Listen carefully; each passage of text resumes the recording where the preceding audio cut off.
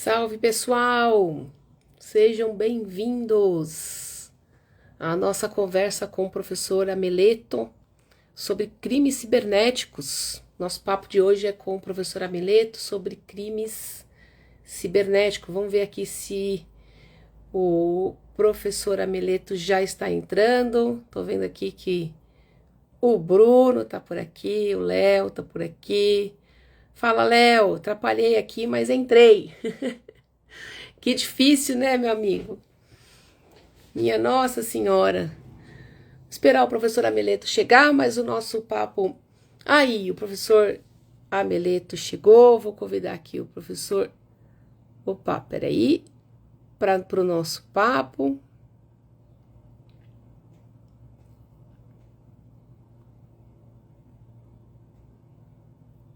Cadê o professor?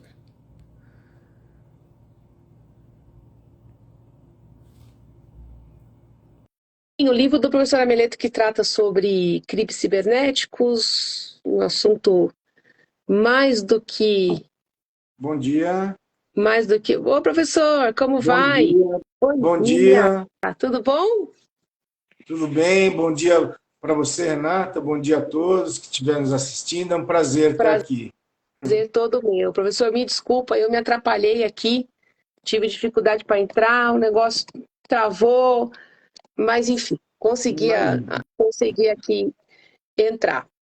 imagina. Prazer enorme, professor, estar aqui batendo um papo com o senhor a respeito da nossa obra. E eu queria, assim, antes de mais nada, agradecer pela, Sim, pela confiança no nosso trabalho aqui na editora. nossa, Dizer que é sempre uma alegria. Nós trabalhamos juntos no Damásio, lá nos idos de 2012, 2013. Demos é, aulas juntos lá. eu lecionei lá até 2011. Eu saí de lá em 2012. Foi uma época bem, bem legal.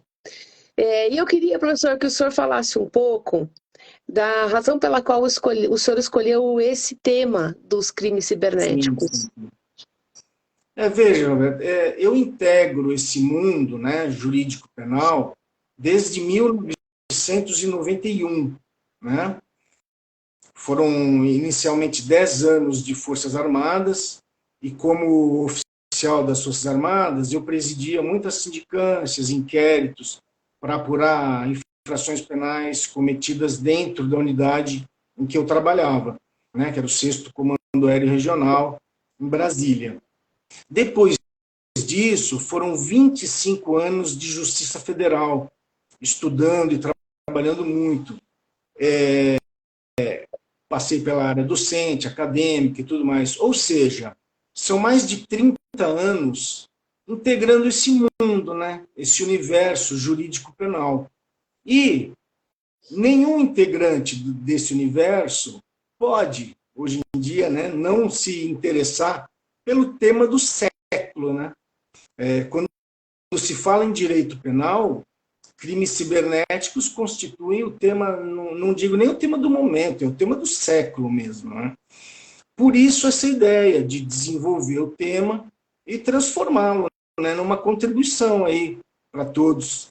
Muito bom. Muito bom. Eu costumo dizer, né, não é o tema do futuro, é o tema do presente, já com várias questões passadas, né? E, E, sim, né, dentre os crimes cibernéticos, professor, quais os que o senhor se debruçou, assim, com maior profundidade em função da complexidade? olha, a obra, ela, claro, além de tratar de todos os aspectos preliminares e gerais dos crimes cibernéticos, sempre numa linguagem simples e descomplicada, até para ajudar os estudantes, pensando nos estudantes, né?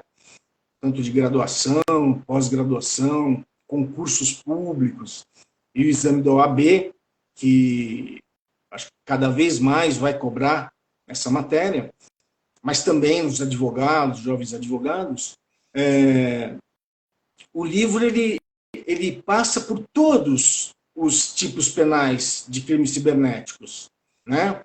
Então nós temos o cyberbullying, o cyberstalking, né, também conhecido como perseguição obsessiva, um crime muito praticado principalmente contra mulheres, não só contra mulheres, mas muito contra mulheres, né? O cyberbullying, inclusive, é uma novidade. Né? Até 2024, o bullying e o cyberbullying não eram tipificados como infração penal no Brasil. Sim. Agora, em 2024, que o legislador, né, tipificou essa conduta. E é uma questão muito importante essa, porque, de acordo com a Ipsos, uma importante empresa de pesquisa de mercado, com sede em Paris, o Brasil é o segundo no ranking mundial de cyberbullying. E mesmo assim, até o meio desse ano, a conduta não era tipificada no Brasil como infração penal. Então, essa é uma novidade importantíssima, né? E temos o cyberstalking, o livro passa por extorsões cibernéticas, furtos mediante fraude eletrônica, a fraude eletrônica, racismo, terrorismo, crimes contra a honra, as infrações, importantíssima essa parte, as infrações previstas no Estatuto da Criança e do Adolescente, são vários tipos penais, a obra passa por cada um deles, o terrorismo, o tráfico de pessoas, o tráfico, os criminosos, os traficantes, eles vêm se utilizando demais do cyberespaço para recrutar suas vítimas, principalmente as plataformas de namoro. Está um perigo, está perigosíssimo. O livro traz esses alertas também, além de esmiuçar os tipos penais, né? Trata isso é uma coisa já bem útil aos advogados, os jovens advogados, traz o inquérito policial eletrônico, como os advogados devem fazer para extrair cópias, por exemplo, de inquéritos policiais eletrônicos, né? Você perguntou, né, crimes em que eu me debrucei com mais intensidade. Nós temos os crimes contra a dignidade sexual cometidos pela internet. Isso é um problema gravíssimo que nós estamos enfrentando. Então, nós temos o estupro virtual, tá? Já temos condenações no Brasil de estupro virtual, a pornografia de vingança, a pornografia infanto-juvenil, né? E muitos outros, né? Realmente a obra ela não deixa nenhum tipo penal de crime cibernético sem ser abordada. Passa por todos eles.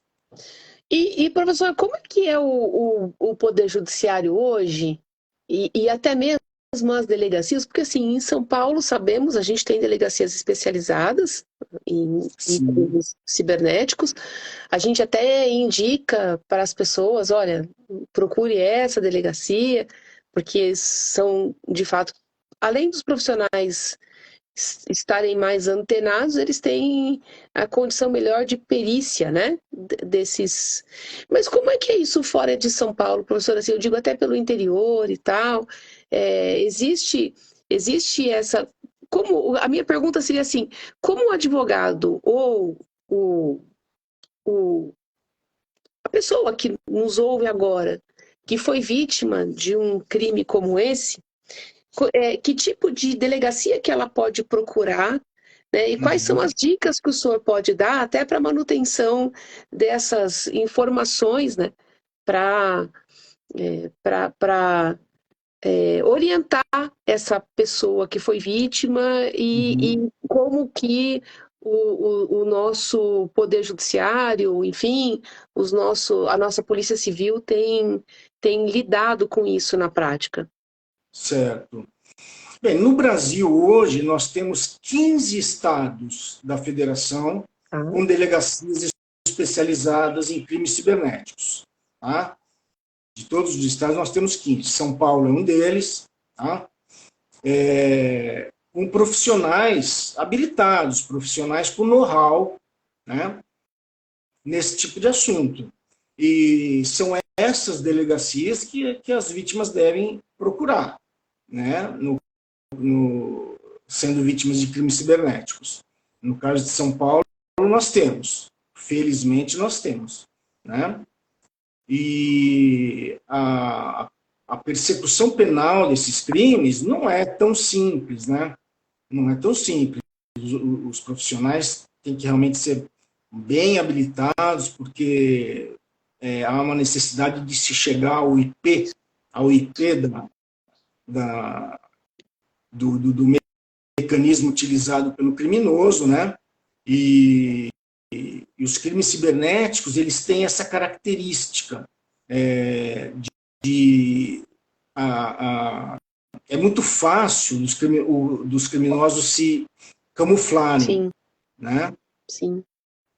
E furtos mediante fraude eletrônica, por exemplo, eles são geralmente cometidos com contas abertas no exterior, com dados falsos. Então, a persecução penal realmente é complicada, né? O IP é o correspondente eletrônico do nosso CPF. Poderia dizer assim, para ficar uma explicação bem. Mas temos muitos profissionais extremamente habilitados para isso, né? E as vítimas realmente devem procurar essas delegacias específicas. São Paulo, felizmente, tem a delegacia especializada em crimes cibernéticos, em crimes eletrônicos. Isso ajuda demais. Uma vez, professor, uma pessoa próxima teve um problema e quando eu peguei o seu original, eu falei, puxa vida, esse tipo de conhecimento ele é muito essencial. A pessoa, o ex-marido havia colocado como é que fala, um malware, né? Através de uma mensagem que ela clicou, entrou naquele e-mail, não sei se era um e-mail, enfim, mas ela acabou colocando lá um software no celular dela que era um espião, né? Sim. E aí ela descobriu que tinha esse espião lá e a primeira coisa que eu disse a ela, você leve esse celular na delegacia para fazer a apuração e tudo mais. Mas, professor, e aí eu me lembro que eu tinha lido seu original, né? Mas ela não quis levar porque ficou com medo do rapaz. Ficou com medo da persecução e tudo, e achou melhor não levar para a delegacia e mandou lá formatar, né, o celular novamente. O que é uma pena, né? O que é uma pena, porque essas são formas de deixar a pessoa acuada e quem faz acaba aceitando isso. É muito comum isso, né? As vítimas ficarem amedrontadas. Isso é uma coisa realmente muito comum, né? É uma pena, realmente, porque prejudica um pouco a persecução penal. Né? E esses vírus que são instalados nas máquinas, esses malwares, como você falou, existem diversos tipos, né? Temos aqueles que como a maioria das máquinas, dos computadores hoje em dia tem câmeras de áudio, vídeo, tudo, esses malwares, às vezes, eles permitem até a escuta ambiental clandestina. É uma coisa gravíssima, né? Foi o que aconteceu com ela. E isso que constitui um crime gravíssimo, previsto na Lei 9296, né, que é a Lei da Interceptação Telefônica e Telemática, né? Mas realmente, sem o aparelho, né, para ser periciado, a tarefa fica ainda mais árdua, né? Qual seria a pena, professor, num caso como esse que eu contei, se ela tivesse... Porque assim, se ela tivesse levado o aparelho, a condenação era meio que certa, porque na troca de mensagens ele confessou que fez, inclusive. Ah, sim. Né? Sim. E aí, assim, não foi uma... Foi uma confissão meio que indireta e tal, mas com o conjunto daria facilmente para essa percepção. Qual seria, professora, assim, o tempo de apuração e a eventual pena aí que o judiciário tem aplicado a esses casos, para a gente ter uma ideia? Na verdade, dependendo do modus operandi, dependendo de como o crime é realizado, a conduta se encaixa num ou no outro tipo Perfeito, penal. perfeito. Nós não podemos dizer assim, ele instalou um malware no celular, o crime é tal. Né? Não, porque às vezes essa conduta é meio para a prática de um crime mais grave. Né? Às vezes a interceptação telemática, que é um crime, né, previsto na nossa legislação, se ela for utilizada como meio, por exemplo, para a prática de um furto mediante fraude eletrônica, já a interceptação ela é um antefacto impunível e a pessoa responderá apenas pelo furto mediante fraude eletrônica. Tem pena de 4 a 8 anos. Né? É uma pena severa, de 4 a 8 anos no Brasil. Não há possibilidade de... Não, não é uma pena severa, assim, Sim. 4 a 8 anos, geralmente nós não consideramos uma pena severa. Quando eu digo severa, é porque a partir de 4 anos, nós consideramos que o crime é de alto potencial ofensivo, de complexo potencial ofensivo, porque não tem direito ao acordo de não persecução penal, suspensão de processo, né? Aqueles institutos despenalizadores. Né? A partir de 4 anos não há essa possibilidade de acordo de não persecução penal, que é aquela novidade, né, vinda do pacote anticrime e tudo mais. Então, um furto mediante fraude eletrônica, a pena varia de 4 a 8 anos. Né? A interceptação telefônica já tem uma pena menor, mas uma conduta dessa, instalação de um malware através de um e-mail e tal, dependendo de como a conduta se realiza, pode configurar uma extorsão, pode configurar pode configurar até um estupro virtual, dependendo do que o criminoso exige da vítima, e diversos outros. Né? E pelos princípios que nós penalistas chamamos de princípio da consunção, princípio da subsidiariedade, que pode ser implícita e explícita, um crime absorve o outro, dependendo do modus operandi. Né? Então, nós não podemos nunca dizer, instalou um malware na máquina da vítima, o crime é crime X, crime Y, crime Z. Não. Né? A persecução penal vai ter que traçar todo o ocorrido e, então, verificar qual tipo penal realmente que a conduta vai se enquadrar. Né? Mas, especificamente nesse caso do furto mediante fraude eletrônica, você perguntou da pena, é de 4 a 8 anos, no momento. Perfeito. Né? E há muitos casos judicializados, assim, como isso tem chegado ao judiciário? Porque a impressão que a gente tem, professor, assim, por exemplo, aquela pessoa idosa que foi vítima de fraude no INSS, elas muitas vezes nem procuram a delegacia, professor.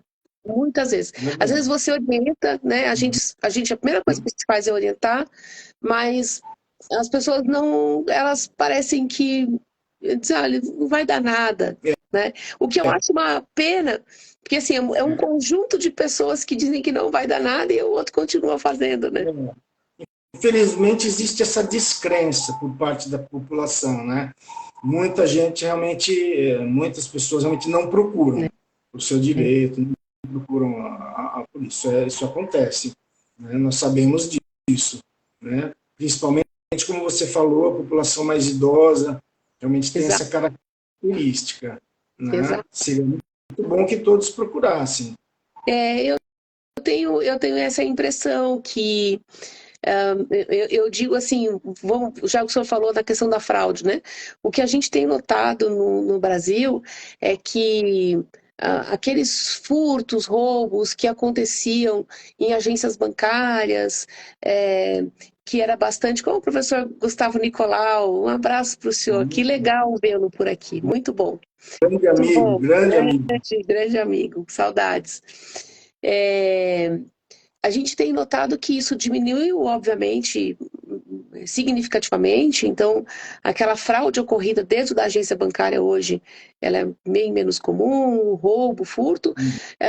No entanto, essa fraude eletrônica, ela explodiu. Uma coisa que não há Sim. quem não tenha passado, no mínimo, por uma tentativa de. Tentativa. Né? Sem dúvida, está havendo uma migração muito grande dos crimes, até os crimes de rua Perfeito? estão migrando para os crimes eletrônicos. Exato. Essa é a grande tendência do momento, né? E o alvo é o celular, né? Então a pessoa. Não é o celular que tem valor, mas o aplicativo que está nele e os dados que ali estão que acabam sendo. E muitas pessoas não têm essa consciência, né? Eu sempre digo, o meu celular importante fica em casa. O de falar alô, eu levo para a rua. Eu faço a mesma coisa, eu faço a mesma coisa. E quando a gente fala em crime eletrônico, tem algumas coisas interessantes, porque a gente fala em crime eletrônico, a gente pensa logo nos malwares, no furto mediante fraude eletrônica, na fraude eletrônica, mas existem outros crimes também que a obra trata disso, que algumas pessoas acham até que é uma hipótese irrealizável, mas não é. Por exemplo, o homicídio. Né? Quando a gente fala em crime eletrônico, geralmente a pessoa não pensa no crime de homicídio, né? Mas é perfeitamente possível a prática do crime de homicídio com modus operandi eletrônico. E quando eu falo de homicídio, não estou nem me referindo à participação em homicídio, nas modalidades de induzir e instigar, que essas, né, obviamente, são perfeitamente possíveis no universo online, né? Induzir, instigar uma pessoa a cometer homicídio por correio eletrônico, por uma rede social, claramente é possível. Mas eu me refiro aqui a praticar o homicídio mesmo, como autor-executor, autor imediato, pela internet. É possível.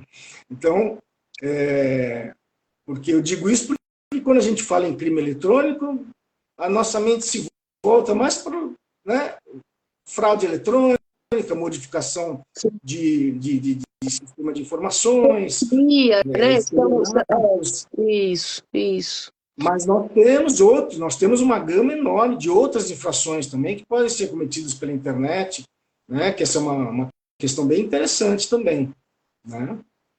Muito bom, professor, muito bom. Mais algum ponto assim que o senhor queira falar a respeito da obra, assim, a indicação, né? Assim, o que o senhor pensou mais assim na escrita, no momento da descrição, né? Enfim, do trabalho.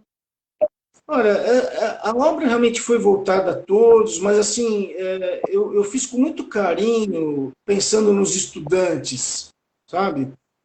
É voltada aos advogados, claro, mas assim, a obra, ela, sempre que oportuno, a obra ela aproveita a chance de revisar alguns pontos importantes da parte geral do direito penal, pontos que se conectam, obviamente, né, os crimes eletrônicos. O concurso de pessoas, né, a coautoria, a autoria mediata, a participação, as condições objetivas de punibilidade, né, o dolo direto de primeiro grau, de segundo grau, o dolo eventual, a culpa consciente. Né, sempre que oportuno, o livro também pega o gancho, vamos dizer assim, e revisa partes importantes, como a requintada técnica da dosimetria da pena. Importantíssimo, importantíssimo. Nós temos hoje no Brasil, até magistrados mesmo, no momento da sentença, cometem alguns equívocos com relação à individualização da pena. É uma matéria, não é simples. Não. E o livro trata de várias questões da parte geral do direito penal, que é a principal parte do direito penal, né? Então, o livro não se limita só em falar do crime eletrônico. Também trata trata desses pontos, revisa partes muito interessantes do direito penal, né? Trata da infiltração de agentes no meio virtual, infiltração de policiais no mundo do crime, infiltração virtual, a Convenção de Budapeste sobre crimes eletrônicos. Então, tem vários temas interessantes. E, pensando nos estudantes, eu também, em várias situações, eu me utilizei de técnicas mnemônicas, técnicas que facilitam a memorização da matéria e a compreensão, né? Então, eu acredito muito que a obra vai cumprir, sim, seu objetivo científico. Eu acredito muito. Muito bom. O professor Gustavo deixou aqui uma pergunta para a gente Sim, encerrar o nosso papo aqui. sim. Ele pergunta como a inteligência artificial pode agravar os problemas futuros do crime eletrônico. Muito. Nossa, a inteligência artificial é a quinta geração, né, dos computadores aí, vem dominando, o aprendizado de máquina vem dominando praticamente todas as áreas da nossa sociedade, e é uma coisa muito complicada, porque é algo que está em todos os lugares e, ao mesmo tempo, não está em lugar nenhum. E então nós precisamos cada vez mais de profissionais muito habilitados, com muito know-how, porque nós temos criminosos com esse mesmo know-how, né? E nós temos criminosos com esse mesmo know-how. Então, e a inteligência artificial vai. Cada dia nós temos novidades, cada dia a questão está evoluindo, está tomando conta mesmo, e O professor, é o grande desafio do século XXI. o professor me fez lembrar de dois casos, o professor Gustavo, me fez lembrar do caso daquele CEO que fez uma transferência de um valor muito elevado da empresa, né, foi uma fraude, na verdade. Ele aparece dizendo que era para fazer a transferência X e era uma fraude, porque ele não tinha feito coisa nenhuma. E aquilo aconteceu dentro de uma reunião, é surreal, né? Uhum. Acontecer algo parecido com isso. E me lembrou de um outro caso um pouco mais antigo, esse já deve ter alguns anos, mas por inteligência artificial, que foi, assim, foi chocante para mim naquele momento, porque eu sempre também lecionei direito de infância, né? Então foi assim talvez o primeiro grande caso de inteligência artificial que tenha trazido discussões relativas a crime. Foi um caso em que um rapaz, foi um adolescente de 13 anos, ele conversava com uma inteligência artificial, era uma inteligência artificial de perguntas e respostas, né? E ele, conversando com essa inteligência artificial, a inteligência artificial começou a ameaçá-lo, ameaçar ele, a família dele, e ele, enfim, não sabia que não havia uma pessoa ali do lado, né? Porque aquelas respostas eram respostas que pareciam de fato uma pessoa conversando com ele. Sim. E a inteligência artificial ameaçou, inclusive, de matar a família. Sim. E aí ele cometeu suicídio por causa disso. Sim. Esses casos são bem famosos, aconteceu bastante já. Então, e não foi, veja, isso deve ter sido já uns 5 anos atrás, se não mais. Então, foi no mais tempo, deve ter sido uns 6 anos atrás, 7. Então, foi bem chocante naquele momento, porque não se esperava isso, né? E isso só fez acender uma luz vermelha para aquilo que a gente tem visto e... Sim, claro. Nossa, uma sociedade dirigida por máquinas já não é mais um produto de uma mente fértil. Já é uma perspectiva de futuro. Né? Isso aí. É isso aí. E isso, o Estado tem que trabalhar muito. Tem que trabalhar muito. E discutir também essa questão dos algoritmos, né? Quem desenhou o algoritmo, e apesar do machine learning, se aquele que fez a programação algorítmica responderia pelo crime também, né? Sim. Isso também... Aí nós entramos em certos institutos Por isso a importância, às vezes, de revisar certos institutos da parte geral do direito penal, né? Exato. Aí a persecução penal vai ter que identificar o lado subjetivo do crime, né? A pessoa criou os algoritmos, tudo mais. E o elemento subjetivo do crime? O dolo ou demais elementos subjetivos e específicos do tipo implícitos ou explícitos estão presentes? Também não basta a criação do algoritmo para a pessoa ter sido praticante da infração, né? A conduta tem que se amoldar ao tipo penal do crime cibernético, mas também o lado subjetivo tem que estar presente, a culpabilidade, né? A ausência de ilicitude. Então, não basta estar presente a tipicidade, né? Todo o restante da teoria do crime tem que ser analisado. Então, nós não podemos afirmar que só pelo fato do sujeito ter criado o algoritmo que ele teria cometido o crime. Não é possível afirmar isso. Sem dúvida. Muito bem, professor. Foi uma alegria esse nosso bate-papo. Agradeço a presença aqui do professor Gustavo Nicolau. Tempos não nos falamos, uma alegria gigante. Agradeço a presença aqui de todos que estiveram conosco durante a live. Obrigado, professor, por apostar aqui no nosso trabalho. Muito obrigado. E por estar conosco. Muito obrigado. Estou sempre à disposição. Eu que agradeço, professor. Um abraço a todos. Obrigado. Até mais. Grande abraço. Até logo.